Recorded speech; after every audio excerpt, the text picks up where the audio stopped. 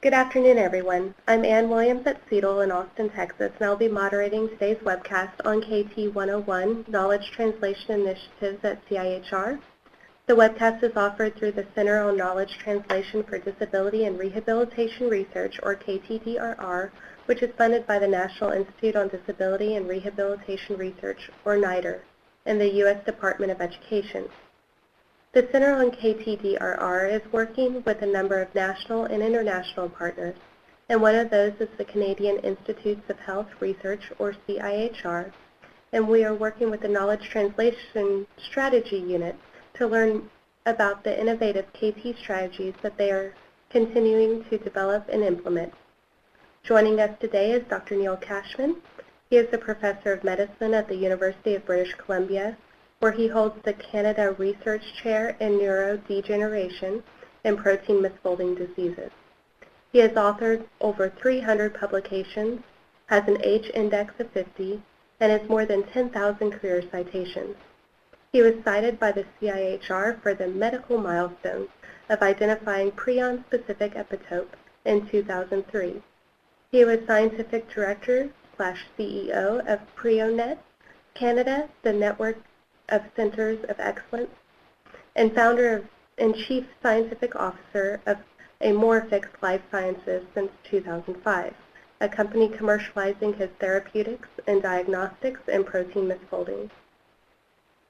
Dr. Cashman's translational approach to neurodegeneration is exemplified by the 45 patent applications he has filed and the successful licensing of novel therapeutics to Amorphix, Biogen Idec Corporation, and CanGene Corporation, the latter company developing his A-beta oligomer-specific antibody for immunotherapy of Alzheimer's disease. Welcome, Dr. Cashman. Are you ready to begin? I am. Thank you very much for that introduction, Ann. So here I am on the first slide, Protein Misfolding Diseases, Knowledge Translation and New Technologies. I just wanted to note for the amusement of the audience that my Canada Research Chair is in Neurodegeneration and Protein Misfolding Diseases. My lovely wife listened to that title and said, well, let's shorten it to your misfolding chair. I kind of like that. On slide 2, I am showing my industrial engagement, and I realize that often when industrial connections are listed, it's listed in terms of disclosure, like it's something to be a little bit ashamed about or hidden. But in fact, I'm very proud of my industrial interactions, so I call it engagement.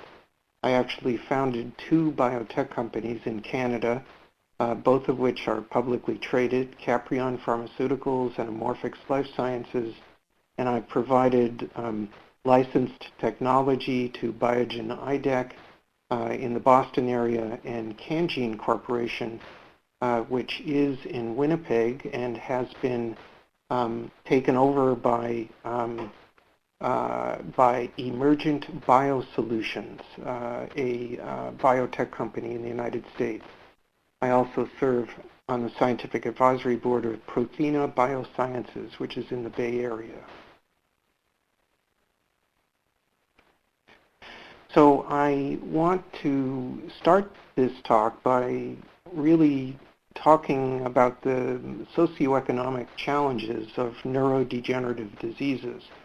We all know somebody, and perhaps we have family members who have developed one of these neurodegenerative diseases in late life, Alzheimer's disease, Parkinson's disease, and ALS. We all know how much of a tragic burden they are, not only for the sufferers of the diseases, but their families and communities. What I want to highlight here is something that's more cold-hearted, which is the financial aspects of these diseases. In Canada, Alzheimer's disease costs $15 billion a year, and it'll be 10 times that in a generation. 5.5 million Americans are living with Alzheimer's disease. The statistic I liked to quote is the last bullet point, which is delaying Alzheimer's disease for just 5 years. This isn't erasing the problem, this is just postponing the problem. But delaying Alzheimer's for 5 years would save an estimated $50 billion in annual healthcare costs in the United States and $5 billion in Canada. Obviously, there's a huge unmet medical need and opportunity here. Parkinson's disease on the next slide is less common than Alzheimer's, but certainly common enough. Drug treatment for Parkinson's requires constant adjustment over the course of the disease. Worldwide, the cost of medications alone is $11 billion a year. Amyotrophic lateral sclerosis, which is a disease I've worked with for 25 years now. It's a progressive motor neuron disease resulting in paralysis of the muscles of the limbs, speech and swallowing, and breathing. It's a relatively rapidly fatal neurodegenerative disease. Costs in the U.S. can approach $200,000 a year just for managing ALS, the increasing weakness and inability to swallow and communicate. So obviously there are challenges with these diseases, and it's up to us to try to figure out how to help people with these diseases. So I'll turn to the next slide, dealing with the Canadian Tri-Council Mission, which is knowledge, translation, and mobilization. You've heard the CIHR definition of knowledge translation. There's also a phrase, knowledge mobilization, as defined by our Natural Sciences Council and our Social Sciences Council, as specific activities and tools designed to put available knowledge into active service for the benefit of society. KT and KM are supported by Tri-Council program competitions, including the ones that you heard Dr. Schaefer talk about, CIHR RX&D, the university industry grants, proof of principle, and specialized KT programs. I would also point out that there's a marvelous Canadian invention, which is the Networks of Centers of Excellence, and this group can supply through Tri-Council, CIHR, NSERC, and SSHRC with large grants to address a major socioeconomic problem that requires networking across the country and international collaboration in order to solve. I had the honor of directing one of these networks of centers of excellence called Prion Net Canada. I'll have a slide a little later on to discuss what we did in that network. But now I will turn to the science that really informs our work and my laboratory, and I'm going to start with two disruptive ideas. I think we've heard about disruptive technologies, things that overturn accepted practices, but I'm going to present you with two disruptive ideas which has provided an enormous impetus for us to develop new therapeutics and diagnostics. In high school, we learned that proteins are a chain of individual amino acids encoded in the DNA and RNA. Perhaps in high school, perhaps in college or university, we learned that this string of amino acids has no function until it's properly folded into a precise three-dimensional shape. In this precise shape, this chain acquires its function as a sphere, as a rod, or whatever the shape of the protein is. That used to be the be-all, end-all. When a protein gets old, when it becomes oxidized, when it becomes partially misfolded, it's degraded by the protein degradation machinery, including the lysosome, including the proteasome. Oh dear. So that was advanced. It was with the advent of the Prion Hypothesis, as formulated by Stanley Krusner back in 1982, that we started to discover that there was a different way that proteins could end up. They could misfold and trigger the misfolding of normally folded native proteins. So when a bad guy comes in contact with a good guy, there's conversion of the good guy into more of the bad guy. And this is the basis of prion infectivity. Prion diseases include Creutzfeldt-Jakob disease in humans, mad cow disease, bovine spongiform encephalopathy, and also a disease that's running rampant in the wild, which is chronic wasting disease of deer and elk. So over the past 10 years, though, it's appeared that many diseases are borrowing from the prion playbook, so to speak, that Alzheimer's disease, Parkinson's disease, ALS actually have a prion-like mechanism behind them, the propagation of protein misfolding. So we'll go into that a little bit deeper in the next slide. Up in the upper right-hand corner is a new hypothesis that we're approaching, that not all protein misfolding has to be permanent and irreversible. There can be some protein misfolding which is local, which involves only a small region of a protein, and also dynamic, converting back and forth between a normal shape and an unfolded shape. This particular idea is finding application in the treatment of cancer while sparing normal protein. So we'll move to the next slide. The second disruptive idea is that antibodies can selectively target misfolded proteins while sparing native isoforms. This is an important thing to wrap our heads around as a field and as individuals. We've all been kind of trained with the idea that medicinal chemistry is aimed at targeting a specific pit or pocket or cleft in the surface of a protein. It can induce allosteric changes in an enzyme. It can block a channel and whatnot. So this is the basis of big pharma up until this point.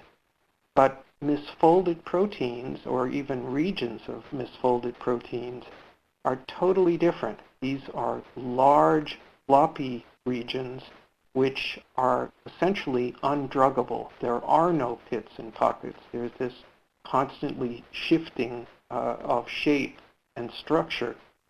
However, antibodies can be raised that eat things like this for breakfast. A large, floppy area of a protein can be targeted with an antibody, even though it can't be targeted with a small molecule or pharmaceutical prep. So we have tried to harness this idea to develop vaccines and therapeutics for prion diseases, for the transmissible prion disease, chronic wasting disease. There's a vaccine under field trials by a Canadian vaccine consortium called Prevent. There's a program at the company I started called Amorphix Life Sciences that's specifically targeting cancer cells and not normal cells. You heard about an anti-oligomer immunotherapy, which is under development by Cashman and Emergent for Alzheimer's disease. And finally, a therapeutic for amyotrophic lateral sclerosis directed against misfolded superoxide dismutase 1, sparing normally folded SOD1. So these approaches may have efficacy because they're specifically targeting a pathogenic species, neutralizing toxicity, blockade of propagation, and they have theoretical safety because they're sparing of normal proteins, which would preserve the normal function and minimize autoimmunity. So to make this as simple as I can, so even I can appreciate it, propagated protein misfolding is, we can see one example of a protein becoming misfolded in the cell on the left. It confers its misfold to the other proteins in the cell. It is transmitted across the intracellular space and can induce misfolding in the recipient cell, and both cells die. What if we have the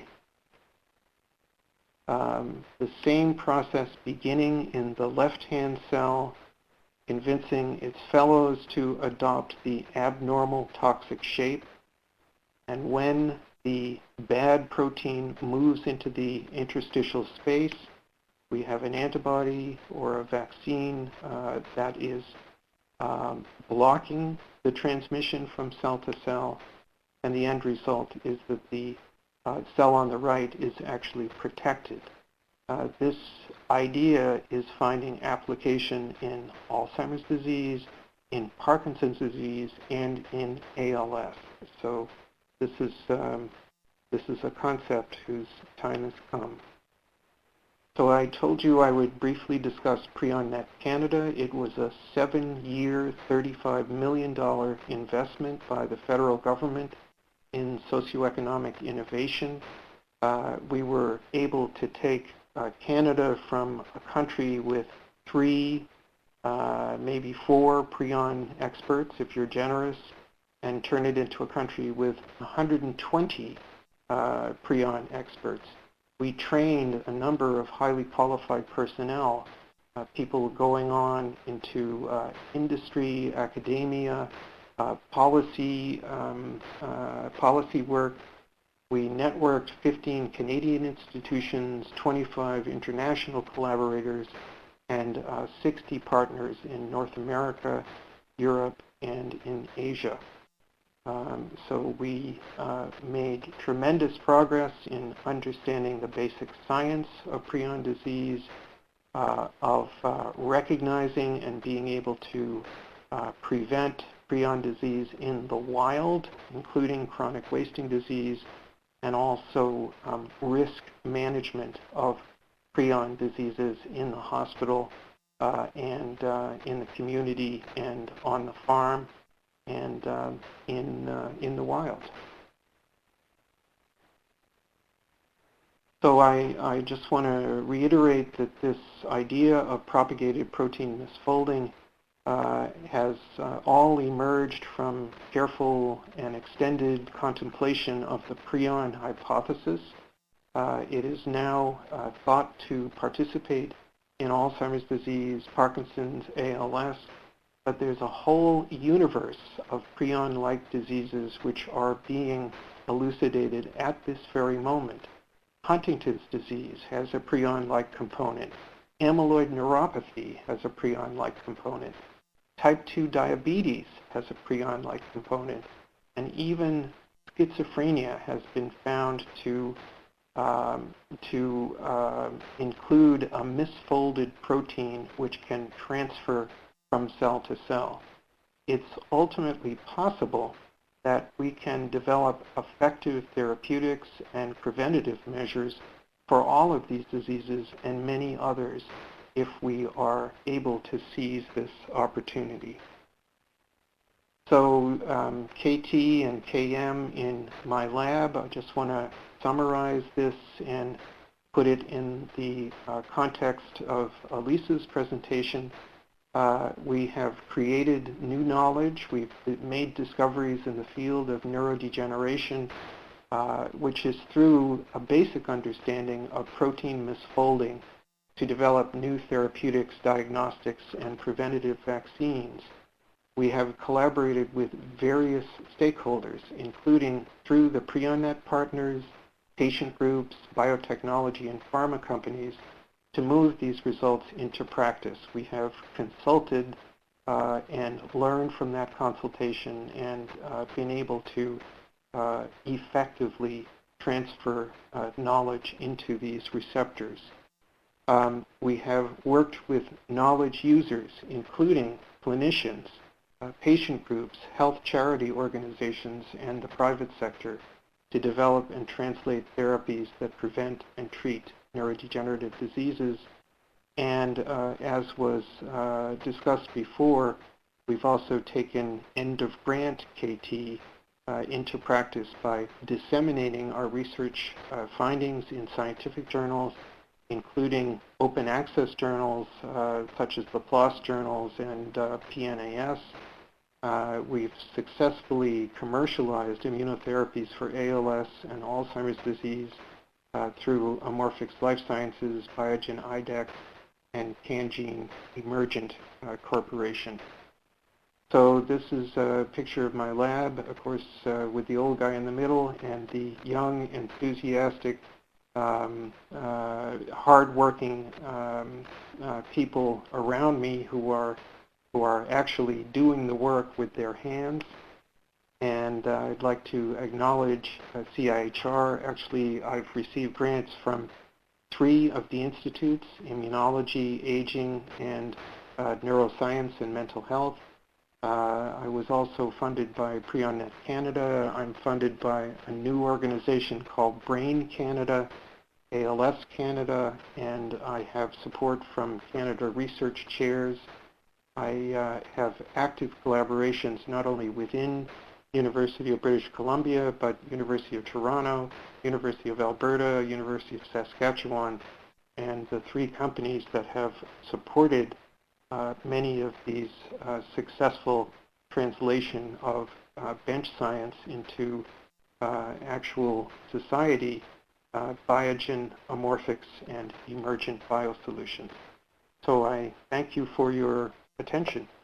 It's much appreciated. Well, thank you, Dr. Cashman. Fascinating presentation. We really appreciate it. I also want to thank everyone for participating in today's webcast. We hope that you found today's session to be informative. And as a reminder, the webcast will be archived on the KTDRR's website at www.ktdrr.org. We have a brief evaluation form and would appreciate your input about this webcast. The link is on the last page of the presentation file, and everyone who registered will also get an email with a link to the evaluation form. Once again, a big thank you from the staff at the Center of KTDRR to our presenters, Dr. Alyssa Schaefer and Dr. Neil Cashman. We also appreciate the support from NIDR to carry out this webcast and other center activities. On this final note, I will conclude today's webcast and invite you to participate in the others from the series. Thank you.